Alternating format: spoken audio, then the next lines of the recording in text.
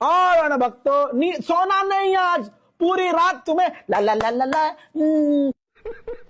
Iran ने America की हवाई ताकत की हवा। इस वक्त पूरी दुनिया में ईरान के जवाबी हमलों से कहर मचा है। ईरान के मुंहतोड़ जवाब से डोनाल्ड ट्रंप के जबड़े हिल गए हैं। नेतन्याहू खौफ के मारे थर थर कांप रहा है। ट्रंप की चिट्ठी में आग लगी और ट्रंप अपनी फतह का ऐलान कर रहा है। ट्रंप कहते हैं इसे कोई छू भी नहीं सकता, बाल बांका नहीं कर सकता, और ईरान ने उसी खतरनाक एयरक्राफ्ट कैरियर पर मिसाइलें दाग दी। दोस्तों आज इस वीडियो में मैं बात करूंगा इजराइल, ईरान और अमेरिका की जंग को लेकर। दोस्तों आप तो जानते ही होंगे ये दोनों देश मिलकर ईरान में कितने बड़े बड़े हमले कर रहे हैं और कितने लोगों को अभी तक ये लोग शहीद कर चुके हैं और कितने लोग अभी भी जख्मी हैं। दोस्तों अभी तक कई सारे बड़े हमले होने के बावजूद भी, इतनी शहादतें होने के बावजूद भी ईरान टस से मस नहीं हुआ। ईरान लगातार अमेरिका जो कि सुपर पावर है उसको धमकी दे रहा है, चेतावनी दे रहा है कि तुम हम पर कितने भी बड़े हमले कर लो, कुछ भी कर लो, अपनी फौज उतार लो, अपने लोग उतार लो, अपने कमांडो उतार लो, हम तुमको मारकर भेजेंगे। जी हाँ, हम हार नहीं मानेंगे और तुमको हार का मजा चखाएंगे। इस तरह की धमकियां ईरान की तरफ से दी जा रही हैं। आज जो मैं आपको वीडियो दिखाऊंगा, जो आपको खबर सुनाने वाला हूं, वो देखकर आप लोग हैरान हो जाओगे। आज इस वीडियो में देखोगे ईरान की हिम्मत। आज इस वीडियो में आप देखोगे किस तरह से ईरान अमेरिका और इजराइल की बजा रहा है, किस तरह से ईरान इजराइल के अंदर तबाही मचा रहा है, किस तरह से ईरान अमेरिका को नुकसान पहुंचा रहा है, किस तरह से ईरान अमेरिका के फाइटर जेट गिरा रहा है, किस तरह से अमेरिका, ट्रंप ईरान के इस हमले से चौंक चुके हैं, जिस तरह से ईरान ने अरब के मुस्लिम देशों पर हमले किए, जिस तरह से ईरान ने अरब में जितने भी अमेरिका के मिलिट्री बेस थे, जितने भी सैनिक थे, सब पर हमले किए, जिस तरह से ईरान ने अमेरिका के डिफेंस सिस्टम को तबाह और बर्बाद किया, जिस तरह से अब इजराइल के अंदर तेल अवीव में ईरान की मिसाइलें, हाइपरसोनिक मिसाइलें हिट कर रही हैं, वो देखकर दुनिया चौंक चुकी है।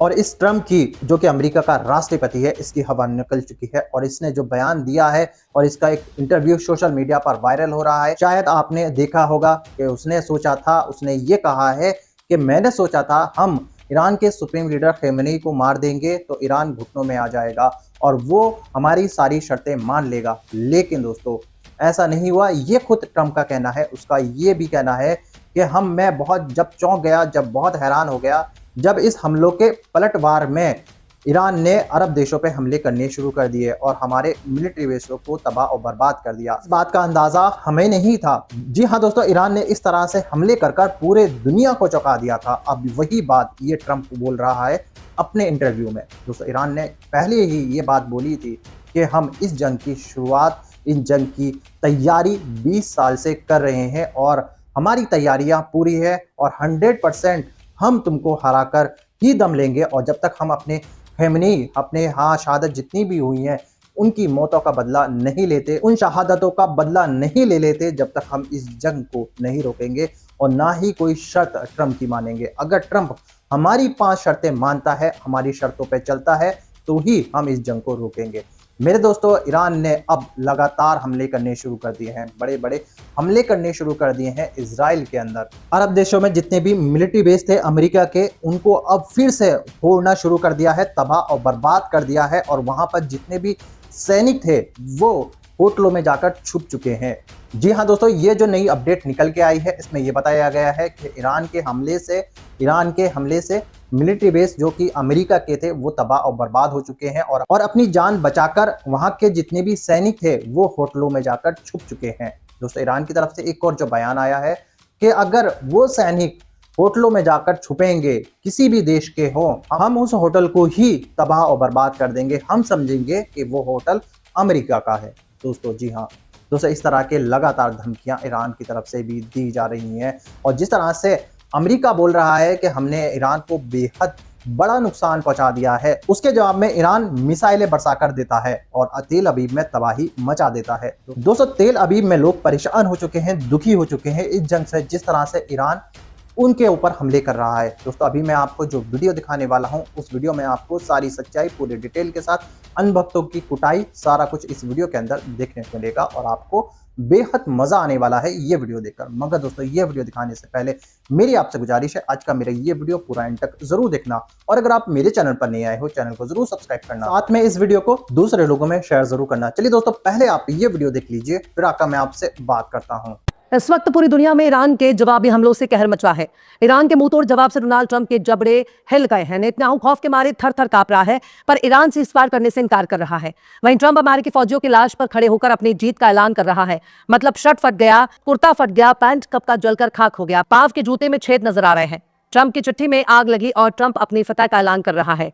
अमेरिकी फौजियों के ताबूत पर खड़े होकर अपनी जलती हुई सुलगती हुई चड्डी के साथ डोनाल्ड ट्रंप कह रहा है कि हम जीत गए। मतलब पूरे यूरोप में, पूरे इजराइल में, पूरब से लेकर पश्चिम तक, पश्चिम से लेकर दक्षिण तक कोई भी वैद्य नहीं मिल रहा, कोई भी नीम हकीम नहीं मिल रहा, कोई भी डॉक्टर नहीं मिल रहा जो डोनाल्ड ट्रंप की सुलगती हुई चड्डी को बुझा सके। ट्रंप बाबू को अपनी चड्डी पर बहुत गुमान है, ब्रांडेड कंपनी का ठप्पा है। इजरायली ब्रांड की बनी हुई चड्डी पर ट्रंप को पूरा भरोसा है। पर जिस तरह से ट्रंप बाबू ने ईरान के स्कूलों पर हमला किया, छोटे छोटे मासूम बच्चों को कत्ल कर दिया, ईरान के सुप्रीम लीडर की मौत को भी ईरान नजरअंदाज कर सकता है। लेकिन इन स्कूल के छोटे छोटे मासूम बच्चों का कसूर आखिर क्या था? अमेरिकी फौजी मिडिल ईस्ट में मौजूद मिलिट्री ठिकानों को छोड़कर भाग चुके हैं। वो अरब के होटलों में जाकर पनाह ले चुके हैं, वहीं खा रहे हैं, वहीं पी रहे हैं, वहीं सब कुछ कर रहे हैं। यहाँ तक सुनने में आ रहा है कि अमेरिका में डायपर की डिमांड ज्यादा बढ़ गई है। आधे से ज्यादा डायपर तो इजराइल वाले फादरलैंड में चला गया, और जो बचे कुछ डायपर है उनसे अमेरिका वाले काम चला रहे हैं। सबसे बड़ा डायपर का जखीरा व्हाइट हाउस में पहुंचा है, क्योंकि यहां डोनाल्ड ट्रंप जितनी बार डायपर बदलता है उतनी ही बार विक्ट्री का परचम लहराता है। खुद के फतेह होने का ऐलान करता है, सुबह में फतेह होने का ऐलान करता है, दोपहर को फतेह का ऐलान करता है, शाम को फतेह का ऐलान करता है, रात में फतेह का ऐलान करता है, एप्स्टीन की गोलियां खाने से पहले भी फतेह का ऐलान करता है, और जब नींद से जागकर उठता है तब डायपर उसके टट्टी पखाने से फुल हो जाता है। जब ट्रंप का बलमूत्र इजराइल वाले साफ कर रहे होते हैं उस वक्त भी ट्रंप अपनी जीत का ऐलान कर रहा होता है। ऐसी जीत जिसे खुद अमेरिका वाले ही हजम नहीं कर पा रहे, ऐसी जीत जिसे इजराइल हजम नहीं कर पा रहा। अमेरिका वाले भी कह रहे हैं कि सारे फौजी अड्डे तबाह हो गए, एक भी फौजी मिलिट्री बेस पर मौजूद नहीं है, सब के सब होटलों में पनाह गुज़ीन हो चुके हैं, अरबियों के घरों में जाके छुपे हुए हैं, अरबी पोशाक में खुद की पहचान छुपा रहे हैं। ईरान खोज खोज कर उनको ठोक रहा है, पीट रहा है, मार रहा है, और अमेरिका का राष्ट्रपति ताबूत पर खड़े होकर खुद की फतह का ऐलान कर रहा है। अब यह समझ में नहीं आ रहा कि लाशों के ढेर पर खड़ा होकर डोनाल्ड ट्रंप अपनी सुलगती हुई चड्डी को नजरअंदाज करके कौन सी जीत का ऐलान कर रहा है। दुनिया की तारीख में सबसे शर्मनाक शिकस्त अमेरिका के हाथ लगी है, इसके बावजूद भी वो अपनी शिकस्त का ऐलान करने के बजाय जीत का ऐलान कर रहा है। फौजी अड्डे सुनसान हैं, खाली कब्रिस्तान बन चुके हैं। अमेरिकी फौजियों की कितनी लाशें आ रही हैं कि अमेरिकी मीडिया को ही दिखाने पर रोक लगा दी गई। ट्रंप कहते हैं इसे कोई छू भी नहीं सकता, बाल बांका नहीं कर सकता, और ईरान ने उसी खतरनाक एयरक्राफ्ट कैरियर पर मिसाइलें दाग दी, और अब अमेरिका दुनिया भर को सफाई देता फिर रहा है। दुनिया को सबूत दिखाना पड़ रहा है कि हमारा सबसे ताकतवर बैटलशिप यूएसएस अब्राहम लिंकन सुरक्षित है, कुछ नहीं हुआ इसको। पहले यह समझिए कि यह जहाज कितना खतरनाक और ताकतवर है। भैया ये यूएसएस अब्राहम लिंकन कोई साधारण जहाज नहीं है, यह समुद्र में तैरता हुआ एक पूरा एयरपोर्ट है।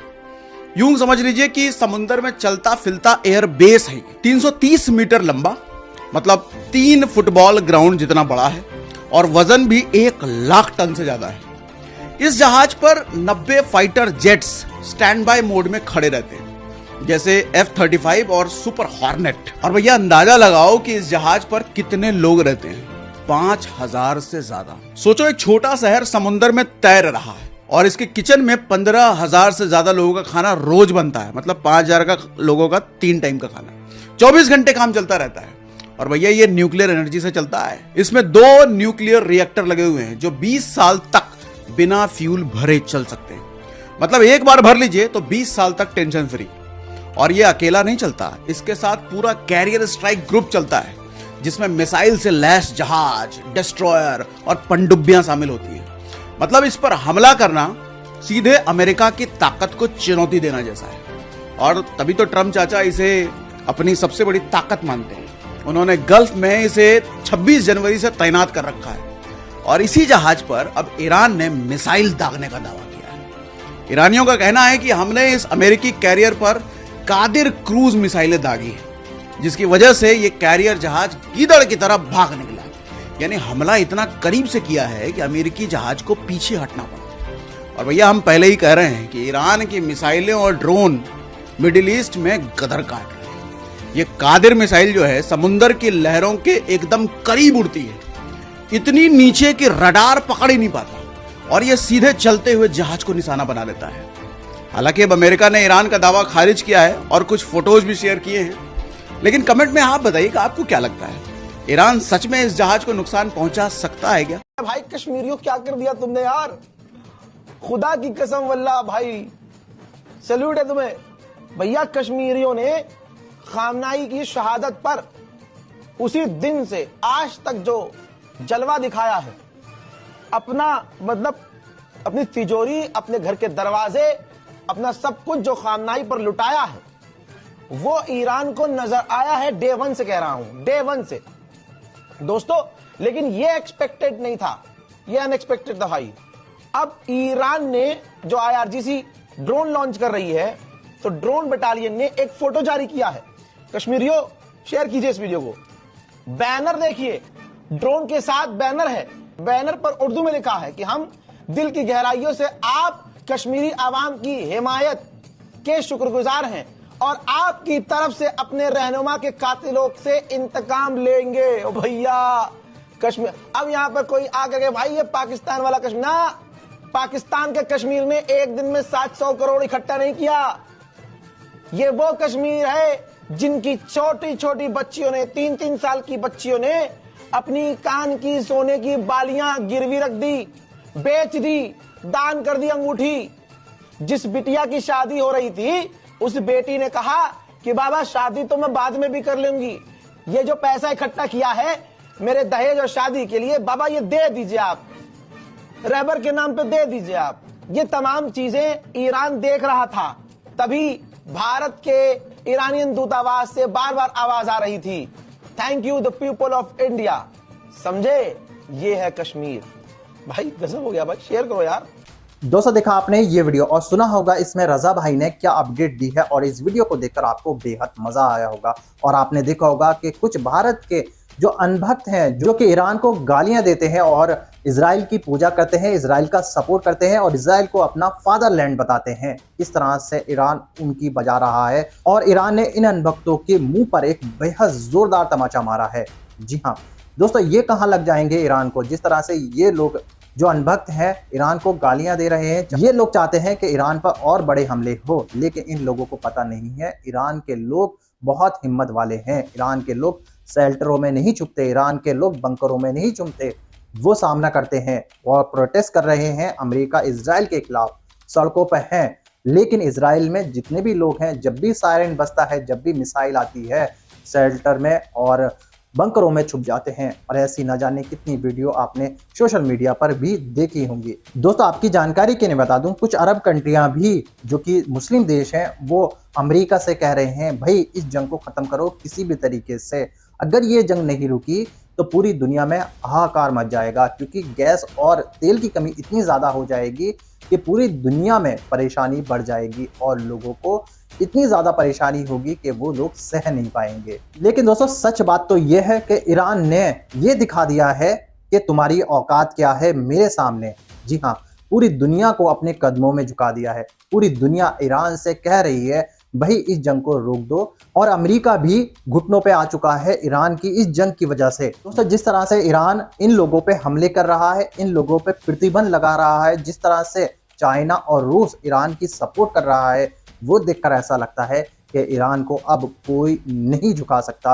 अमेरिका जो कि अपने आप को सुपर पावर बोलता था, जो कि अपने आप को बोलता था कि मेरी जो सेना है उससे बड़ी सेना कोई नहीं है, उससे ताकतवर फौज किसी के पास नहीं है, लेकिन उस ताकतवर फौज को भी घुटनों पे ला दिया है। आपने देखा होगा अब डोनाल्ड ट्रंप परेशान नजर आता है, उसके चेहरे पर मायूसी साफ नजर आती है। आपने देखा होगा कितनी बार ट्रंप ने अपने बयान बदले हैं, कितनी बार उसने सीज फायर की बात की है, कितनी बार ईरान ने सीज फायर की बात कही है, कितनी बार अमेरिका ने सीज फायर की बात कही है ईरान से, कितनी बार कहा है कि ईरान हमारी शर्तों को मान ले तो हम ये जंग रोक देंगे। लेकिन ईरान ने ये साफ तौर पर कह दिया है हम तुम्हारी शर्तों पर नहीं मानेंगे। तुमने ये जो जंग शुरू की थी ये तुमने तो शुरू कर दी है, मगर दोस्तों इसको हम अपने हिसाब से खत्म करेंगे, ये कहना है ईरान का।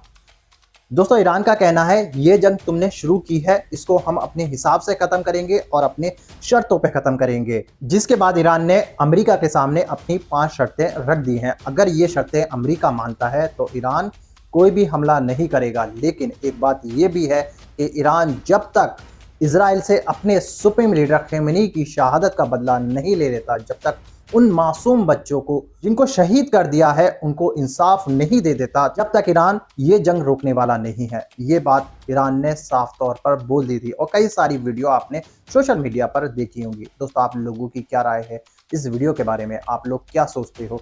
आप लोग क्या सोचते हो इस जंग के बारे में? आप लोग क्या सोचते हो इस जंग की वजह से भारत को बहुत बड़ा नुकसान होने वाला है? आपको क्या लगता है कि भारत में इस जंग की वजह से तेल और गैस और चीज़ों की कमी होने वाली है और दूसरा लॉकडाउन लगने वाला है? जिस तरह से मोदी जी ने पार्लियामेंट के अंदर ये बात कही थी, आपने सुनी होगी। इस बारे में आप लोगों की कोई भी राय हो, जो भी आप सोचते हो, वो सब मुझे कमेंट कर ज़रूर बताइएगा। दोस्तों, आज की वीडियो में बस इतना ही। मैं फिर मिलूंगा ऐसी ही दूसरी वीडियो के साथ। तब तक के लिए सलाम, नमस्ते, जय हिंद।